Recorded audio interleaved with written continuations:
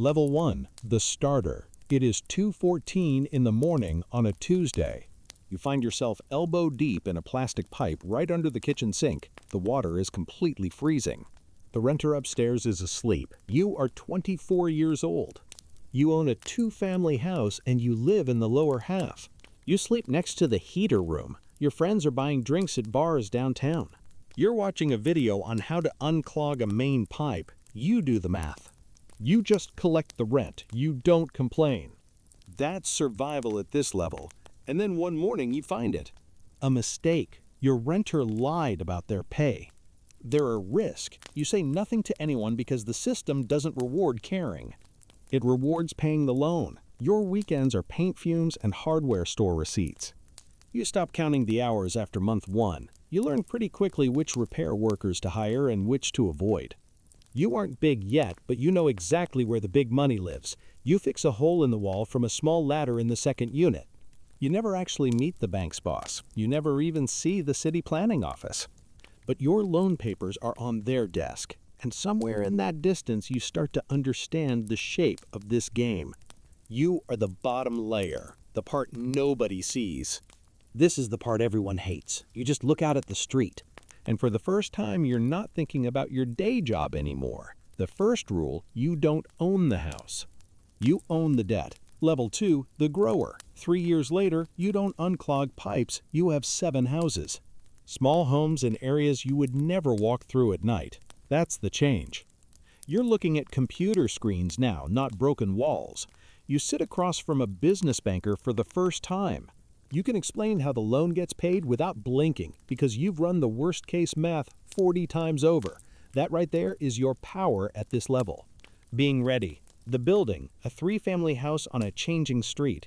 In order to fix up the building, the current renters have to leave. You simply don't calculate the human pain. Nobody asks you to. You calculate empty rooms and repair bills. The police lock the door on a Tuesday. By Friday, the room is painted. You collect the new higher security money. You don't think about the family.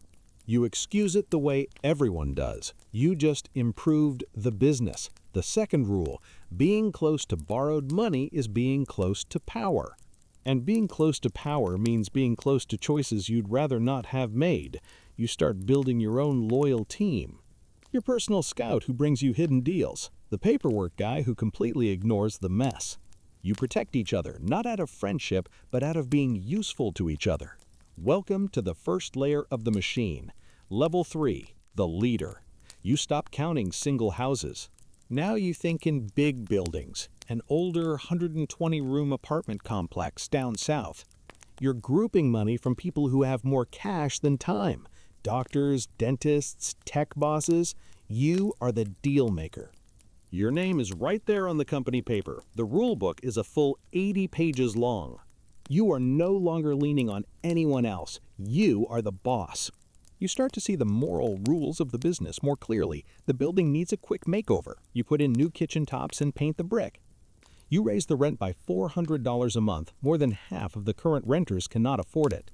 The new cash flow pushes the building's worth up by $4.2 million, and you already know what it means for the old folks on the first floor.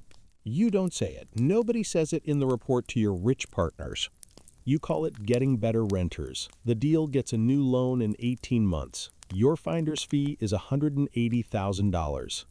You buy a house in a closed-off neighborhood where big gates show you made it. Then you tell yourself the building was a fire danger anyway. You might even be right. The third rule, you stop asking if the building is nice.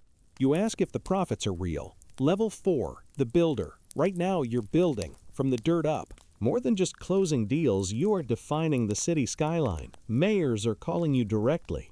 City leaders check with you before changing city rules. You manage a $400 million list of future buildings. Fancy shops, rich apartments, and cheap housing rules that you've shrunk down just to get a tax break. Your helper runs the future math. Let your right-hand man manage the builders. You sell the dream. What you sell is saving the city. That is the actual product. And you begin to understand power in its absolute purest form.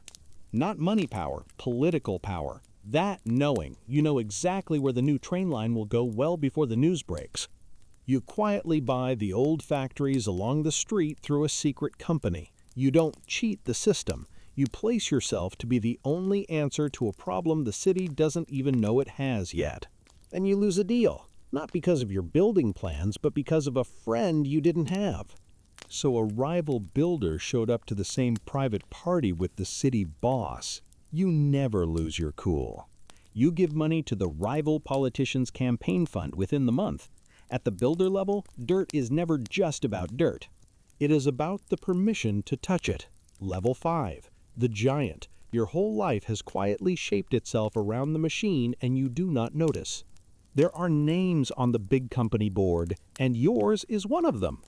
You have a direct cut of the main money pool. Your own money is in every major project the group runs. When the market does well, you do well. When it doesn't, you shift things around.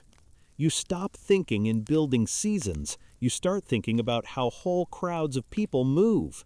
You led a $1.2 billion buyout of massive shipping centers, 6 months of talking, 3 land checks, and 2 rival offers from foreign kings. The final dinner is in a room that doesn't show up on any building map. You set up the foreign bank accounts to perfectly guard the money path. You are looking at massive tax savings, and the entire setup is totally legal. 4 separate lawyers have said it is safe. You go ahead and sign without a second thought. This deal brings a massive boost to the group's profit score. Your personal cut on this single transaction will grow to over $30 million. You stop going to most social events. It isn't because you're busy, it's because the talking isn't useful. Your social world has shrunk to the very people who control the flow of big money. The 6th rule: you are no longer in the market. You are the market's hunger. Level 6, the top. There is no outside view anymore. You are the view. You don't carry a job title. There's just a name tied to a private wealth group. A name that draws the wealth map of 3 different states. You are 71 years old.